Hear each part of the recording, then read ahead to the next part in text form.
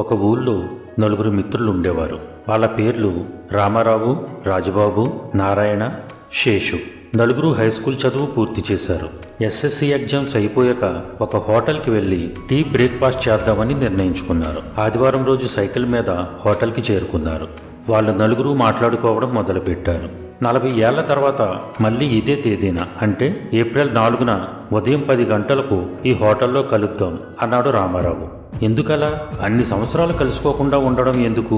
ఎన్నాళ్ళు కలిసి తిరిగాం, కలిసి ఆడుకున్నాం, కలిసి గడిపాం. కనీసం 2-3 సంవత్సరాలకు ఒక్కసారైనా కలుసుకుంటే బాగుంటుంది కదా అన్నాడు రాజబాబు. అలా వద్దు, ఎవరి దారిన వాళ్ళు వెళ్ళిపోదాం. 40 సంవత్సరాల తర్వాత కలుసుకుంటే ఎవరు ఎలాంటి స్థాయికి చేరుకున్నామో ఒకరికొకరు చెప్పుకుంటే చాలా థ్రిల్గా అనిపిస్తుంది అన్నాడు నారాయణ. సరే, అలాగే చేద్దాం. అప్పటి వరకు మనమందరం చాలా కష్టపడాలి, మంచి స్థాయికి రావాలి. మనం మళ్ళీ కలిసిన రోజు మన స్థాయి గురించి గర్వంగా చెప్పుకునేలా ఉండాలి అన్నాడు శేషు. చివరికి ఈ ఆలోచన మిత్రులు నలుగురికి అంగీకారం అయింది. తమకు టీ బ్రేక్ఫాస్ట్ అందించిన వెయిటర్ నాగరాజు ఇదంతా వింటున్నాడు. అతను నెమ్మదిగా వాళ్ళ దగ్గరకు వచ్చి ఇలా అన్నాడు. నాది మీ వయసే. 40 సంవత్సరాల తర్వాత నేను ఎక్కడే ఉంటే కనుక మీ అందరి కోసం ఈ హోటల్లో వేచి ఉంటాను అన్నాడు. వాళ్ళు నవ్వుతూ సరే అన్నారు. నలుగురు తదుపరి విద్య కోసం విడిపోయారు. రోజులు, నెలలు, సంవత్సరాలు గడిచిపోయాయి. సరిగ్గా 40 ఏళ్ల తర్వాత నిర్ణీత తేదీ ఏప్రిల్ 4 ఉదయం ఆ హోటల్ డోర్ వద్దకు విలాసవంతమైన కారు వచ్చింది. రామారావు కారు దిగి వరండా వైపు నడవడం మొదలుపెట్టాడు. రామారావుకి ఇప్పుడు 3 బంగారు నగల షాపులున్నాయి. హోటల్లో అడుగుపెట్టిన రామారావుని గుర్తుపట్టిన నాగరాజు ఎంతో ఆనందంగా, సార్, మీకోసం ఒక నెల క్రితమే రాజబాబు గారు టేబుల్ బుక్ చేశారని చెప్పాడు. 1 గంటలో నారాయణ వచ్చాడు. నారాయణ ఒక మహానగరంలో పెద్ద బిల్డర్ అయ్యాడు. కోట్లు సంపాదించాడు. స్నేహితులిద్దరూ మాట్లాడుకుంటూ వేరే స్నేహితుల కోసం ఎదురు చూస్తుండగా అరగంటలో 3 స్నేహితుడు శేషు వచ్చాడు. అతనితో మాట్లాడిన తర్వాత శేషు పరిశ్రమలు స్థాపించి పెద్ద వ్యాపారవేత్త అయ్యాడని ఇద్దరికీ తెలిసింది. అందరూ ఆనందపడ్డారు. స్నేహితులు ముగ్గురి కళ్ళు పదే పదే డోర్ వైపు చూస్తున్నాయి. రాజబాబు ఎప్పుడు వస్తాడా అని. ముగ్గురు 40 ఏళ్ల తర్వాత కలుసుకోవడం వల్ల చాలా చాలా ఆనందంగా ఉన్నారు. గంటల తరబడి కబుర్లు చెప్పుకుంటూ జోక్స్ వేసుకుంటూ కాలక్షేపం చేసినా రాజబాబు రాలేదు. మనకి టేబుల్ కూడా బుక్ చేసి రాజబాబు రాకపోవడం చాలా బాధగా ఉంది. మనం నలుగురం కలుసుకుంటాం అనుకున్నాను, బాధగా అన్నాడు రామారావు. మనం చదువుకునే రోజుల్లో రాజబాబు వాళ్ళది చాలా పేద కుటుంబం. వాళ్ళ అమ్మ నాన్న కూలీ చేసి పెంచి వాడిని చదివించేవారు.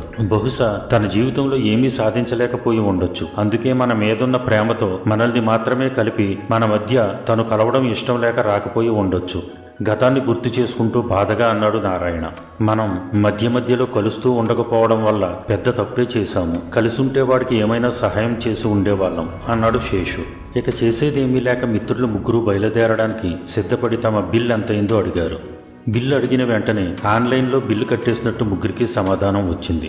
ముగ్గురు బయటికి వచ్చారు. అప్పటికి సమయం రాత్రి 8 గంటలైంది. సరిగ్గా అప్పుడే ఓ యువకుడు కారు దిగి బయలుదేరేందుకు సిద్ధమవుతున్న ముగ్గురు స్నేహితుల వద్దకు వచ్చి ఎదురుగా నిలుచున్నాడు. ఆ ముగ్గురు ఆ వ్యక్తిని చూస్తూ ఉండిపోయారు. వచ్చిన ఆ యువకుడు, నేను మీ స్నేహితుడు రాజబాబు గారి కొడుకు రామ్ కుమార్ని అంటూ చెప్పడం మొదలుపెట్టాడు. ఈరోజు మీ రాక గురించి నాన్నగారు చాలాసార్లు చెప్పారు. మిమ్మల్ని కలవడం కోసం ఎంతో ఆతృతగా ఉండేవారు. ఈ రోజు కోసమే నేను ఎదురు చూస్తున్నాను. కానీ గత నెలలో తీవ్ర అనారోగ్యంతో మా నాన్నగారు చనిపోయారు అంటూ ఒక క్షణం ఆగి కళ్ళు తుడుచుకుని మళ్ళీ చెప్పసాగాడు. చనిపోయే ముందు మా నాన్న ఇలా అన్నారు. నేను ఈ లోకంలో లేనని తెలిసినప్పుడు నా స్నేహితులు ఆనందంగా గడపలేరు. ఒకరినొకరు కలుసుకున్న ఆనందం కోల్పోతారు. నా గురించే తలుచుకుని కుమిలిపోతారు. అందుకే ఆలస్యంగా వెళ్ళమని ఆదేశించారు. తన తరపున మిమ్మల్ని కౌగిలించుకోమని కూడా అడిగారు అంటూ తన 2 చేతులు చాచాడు. మిత్రులు ముగ్గురు ఉబికి వస్తున్న దుఃఖాన్ని ఆపుకుంటూ కౌగిలించుకున్నారు. చుట్టుపక్కల జనాలు ఈ దృశ్యాన్ని ఆసక్తిగా చూస్తున్నారు. ఈ యువకుడిని ఎక్కడో చూసినట్లు ఉంది అనుకుంటున్నారు. బాబు, నాన్నగారు ఏం చేసేవారు? తన జీవితం ఎలా సాగింది? జీరబోయిన గొంతుతో అడిగాడు రామారావు. నాన్న ఎన్నెన్నో కష్టాలు పడ్డారు. నన్ను చదివించడానికి బరువులు ఎత్తి కూలీ పనులు చేశారు. తన కష్టాలు ఎప్పటికీ నా జీవితంలో చూడకూడదు అనేవారు. ఆయన కష్టానికి ఫలితం దక్కాలని నేను చాలా శ్రద్ధగా చదివాను. ఈ రోజు నేను ఈ జిల్లా కలెక్టర్ని అంటూ ముగించాడు రామ్ కుమార్. అతను చెప్పిన మాటలు విని అక్కడున్న అందరూ ఆశ్చర్యపోయారు. మిత్రులు మాత్రం అతని వద్ద సెలవు తీసుకుని వస్తున్న దుఃఖాన్ని తమలోనే దిగమింగుతూ మంచి స్నేహితుడిని కోల్పోయామే అన్న బాధతో వెనుతిరిగారు. మిత్రులారా, అందుకే మీ బంధువులతోనూ స్నేహితులతోనూ శ్రేయోభిలాషులతోనూ వీలును బట్టి కలుస్తూ ఉండండి. వీలు కాకపోయినా వీలు కల్పించుకుని కలవండి. తర్వాత వెళ్దాం, సందర్భం వచ్చినప్పుడు చూద్దాం అనుకుంటూ ఏళ్ల తరబడి వాయిదాలు వేయకండి. ఎందుకంటే మృత్యువును చేరుకోవడానికి ఎప్పుడు ఎవరి వంతు వస్తుందో తెలియదు. ఆ తర్వాత కలుద్దామని ఎంత తాపత్రయపడినా కలవాల్సిన వాళ్ళు మీకు ఎప్పటికీ కనిపించరు. జీవితం అంటే సినిమాలు, రాజకీయాలు, టీవీలు, మొబైల్లు, ఫేస్బుక్లు, వాట్సాప్లు, బార్లు, రెస్టారెంట్లు లాంటివి మాత్రమే కాదు. అమ్మలు, నాన్నలు, తోడపుట్టిన వాళ్ళు, అమ్మమ్మలు, నాన్నమ్మలు, తాతయ్యలు, స్నేహితులు, బంధువులు, సరదాలు, సంతోషాలు అన్నీ ఉంటేనే నిజమైన జీవితం. అందుకే వీళ్ళందరితోనూ కలిసిమెలిసి ఉండండి. జీవించినంతకాలం ఆనందాన్ని అనుభవించండి. మిమ్మల్ని కోరుకునే వాళ్ళను కూడా ఆనందంగా ఉంచండి. సర్వేజన సుఖినో భవంతు. Dear friends,